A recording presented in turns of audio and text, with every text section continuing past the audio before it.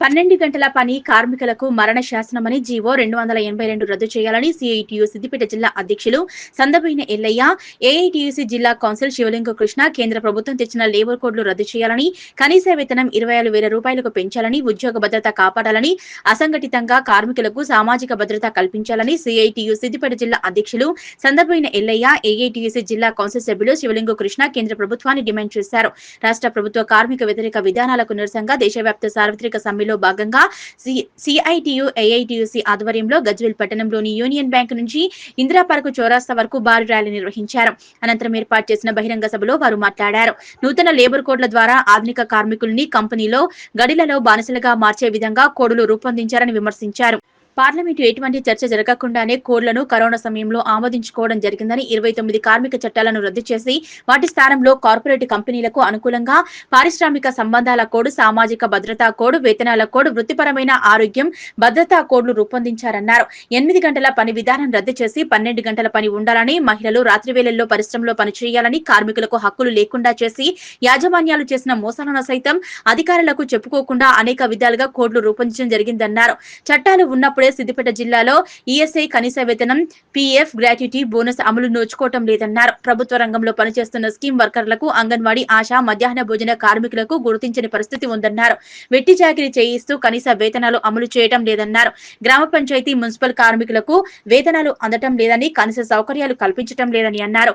పరిశ్రమల్లో names temporary fixed time పేరుతో agreement రాసుకుని యంత్రాల మీద పనిచేయడం జరుగుతుందని, ఎలాంటి భద్రత లేకుండా ఉందన్నారు. వలస కార్మికులకు 1979 చట్టం అమలు చేయడం లేదని అన్నారు. నూతన కోడ్ల వల్ల సుమారు 74% మంది కార్మికులు చట్టాలు వర్తించవని అన్నారు. ఆర్బీఎల్ యూనియన్ కార్మికులు, అంగన్వాడీ ఆశా వర్కర్లు, ఆర్పీలు, గ్రామ పంచాయతీ, మున్సిపల్, విద్యుత్, హమాలీ, మెడికల్, భవన నిర్మాణం రంగాల కార్మికులు ఈ సమ్మెలో పాల్గొన్నారు.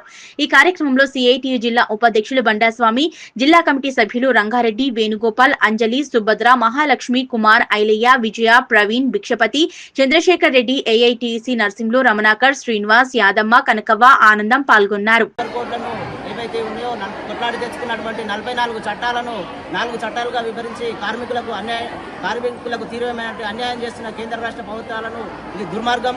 అట్లాగే ఉపాధి హామీ పథకము పట్టణాలకు విస్తరించి 200 రోజుల పని దినాలు కల్పించి 600 రూపాయల వేతనం చెల్లించాలి, కనీస వేతనం 26,000 రూపాయలు ఇవ్వాలని అనేక సార్లు మేమే డిమాండ్ చేస్తూ ధర్నాలు చేస్తుంటే ఇప్పుడు ఉన్న చట్టాలను తీసేసి కార్మికుల కడుపుల మట్టి కొట్టే విధంగా కేంద్ర రాష్ట్ర ప్రభుత్వాలు వహిస్తున్నది సరికాదు.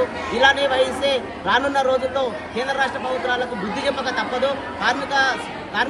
కార్మిక వ్యవస్థను ఒక్కటి చేసి ఈ చట్టాలపైన కార్మికులకు చేస్తున్నటువంటి అన్యాయాలపైన ఎదురు తిరిగి పోరాడతామని సందర్భంగా ఏఐటీసీ తరఫున తెలియజేస్తుంది. ఏదైతే విధానాలకు వ్యతిరేకంగా 29 కార్మిక చట్టాలను 4 లేబర్ కోడ్లుగా మార్చినటువంటి పరిస్థితి ఉంది. మరి 29 చట్టాలు కూడా ఏ ఒక్క రోజు వచ్చినాయి కాదు. బ్రిటిష్ కాలం నుండి కూడా కష్టజీవులకు, కార్మికులకు ఈ ప్రజాస్వామ్యంలో హక్కులు ఉండాలని చెప్పి ఏదైనా వివాదం వస్తే కూడా పరిష్కరించుకునేదానికి చట్టానికి అతీతంగా అందరం పనిచేయాలని చెప్పి 29 కార్మిక చట్టాలను ఏర్పరచుకోవడం జరిగింది. ఆ 29 కార్మిక చట్టాలను 4 లేబర్ కోడ్లు, మొదటిది వేజ్ కోడ్ అని చెప్పి, రెండవది పారిశ్రామిక సంబంధాల ఇండస్ట్రియల్ రిలేషన్స్ కోడ్ అని చెప్పి, మూడవది ఓహెచ్ఎస్ వృత్తిపరమైన ఆరోగ్యం భద్రత కోడ్ అని చెప్పి, నాలుగవది సోషల్ వెల్ఫేర్ సామాజిక భద్రత కోడ్ అని చెప్పి ఈ 4 కోడ్లను 29 కార్మిక చట్టాలను రద్దు చేసి మార్చడం జరిగింది. దీనివల్ల ఫ్యాక్టరీలో పనిచేసే కార్మికులకు ఉద్యోగ భద్రత లేకుండా పోతుంది. కార్మిక సంఘాల యొక్క ఉనికి ప్రశ్నార్థకంగా మారింది. ఇలా ఒక కార్మిక సంఘంగా గుర్తింపు ఉండాలంటే 51% ఓట్లు ఉండాలి కార్మిక సంఘం అని చెప్పి ఈ చట్టాలలో చెప్తా ఉంది. ఇప్పుడు ప్రజాస్వామ్యంలో ఉన్న మోడీ కూడా అధికారంలో ఉన్నాడు, ఆయనకు 51% ఓట్లు రాలే. మరి నువ్వు అధికారం చెలాయించడానికి 51% ఓట్లు ఉండాలి, అదే ఒక ఫ్యాక్టరీలో గుర్తింపు సంఘం ఉండాలంటే 51% ఓట్లు ఉండాలని చెప్పి ఎట్లా చెప్తామని చెప్పి ఈ రోజు సమ్మె సందర్భంగా మేము డిమాండ్ చేస్తా ఉన్నాం. అదేవిధంగా కేంద్ర ప్రభుత్వ ఆధీనంలో, రాష్ట్ర ప్రభుత్వ ఆధీనంలో స్కీమ్ వర్కర్లు ప్రభుత్వం చేయాల్సిన పనులన్నీ వాళ్ళు నిర్వహిస్తూ ఉన్నారు. అంగన్వాడీ కావచ్చు, ఆశా కావచ్చు, మిగతా గ్రామ పంచాయతీ, మున్సిపల్, అవుట్ సోర్సింగ్ వీళ్ళందరినీ కూడా ప్రభుత్వ ఉద్యోగులు గుర్తించి కనీస వేతనము వాళ్ళు కుటుంబం బతకడానికి నెలకు 26,000 ఇవ్వాలని చెప్పి ఈ సమ్మె సందర్భంగా మేము డిమాండ్ చేస్తా ఉన్నాం. వీటితో పాటు ఈ ఏవైతే కోడ్ల వల్ల కార్మికుల ఉనికికే ప్రశ్నార్థకంగా ఉంది కాబట్టి ఏదైతే రైతులు నువ్వు తెచ్చిన నల్ల చట్టాలను ఉపసంహరించుకోవడానికి ఏ విధంగా పోరాటం చేస్తే పార్లమెంట్లో బహిరంగ క్షమాపణ చెప్పినవో ఈ రోజు జరిగిన సమ్మెను చూసైనా మీరు వెంటనే మీ ప్రభుత్వము మీ మంత్రిమండలి మీరందరూ ఉపసంహరించుకునే ప్రకటన చేయాలి. లేకపోతే భవిష్యత్తులో కార్మిక ఆగ్రహానికి కార్మిక పోరాటాలకు మీరు ఖచ్చితంగా బలి కావాల్సి వస్తుందని చెప్పి ఈ సందర్భంగా తెలియజేస్తాము. నుంచి అస్సాం వరకు కార్మిక వర్గం సమ్మె నిర్వహించడం జరుగుతూ ఉంది. ప్రధానంగా కార్మికుల్ని ఆధునిక బానిసలుగా మార్చే విధంగా తెలంగాణ ప్రాంతంలో నైజాం కాలంలో గొర్రెలగడిలో కార్మికులు ఏ విధంగా పనిచేశారు, వృత్తారిక సేవ చేశారు, అదేవిధంగా ఆధునిక పెట్టుబడిదారు సమాజంలో మరి పరిశ్రమల్లో కార్మికులను బానిసలుగా మార్చే విధంగా ఈరోజు మోడీ మరి కార్మిక వ్యతిరేక విధానాలకు కార్మిక కోడులను తయారు చేసిన పరిస్థితి.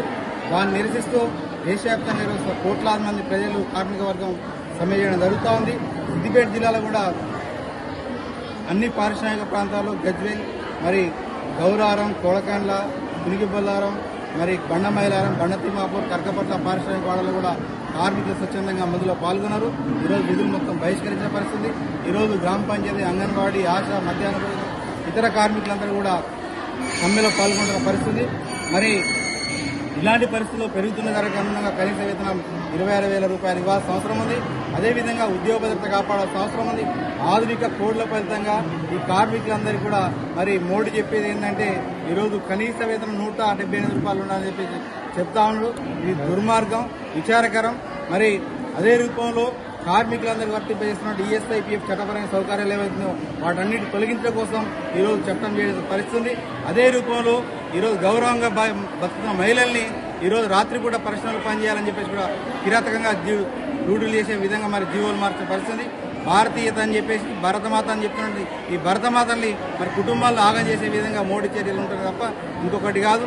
అదేవిధంగా ఫిక్స్డ్ టర్మ్ ఎంప్లాయ్మెంట్, అది దీంతో పాటుగా మరి ఈరోజు పరిశ్రమల్లో శాశ్వత స్వభావం కలిగిన పరిశ్రమలో కూడా మరి కాంట్రాక్ట్ అవుట్ సోర్సింగ్ రూపంలో మరి వివిధ పథకాల రూపంలో కూడా పనిచేయించాలని చెప్పేసి కూడా ఈ కుట్రలు చేస్తా ఉన్నాయి.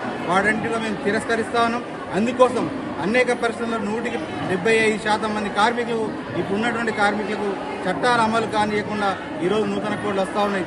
అదే రూపంలో ఇప్పుడు ఒక పరిశ్రమ మూసివేయాలంటే 100 లోపు వరకు ఉంటే ప్రభుత్వ అనుమతి అవసరం. కానీ రాబోయే కాలంలో 300 మంది వరకు కూడా మరి ఉన్న పరిశ్రమ మూసివేయాలంటే ఎలాంటి అనుమతి లేని పరిస్థితి.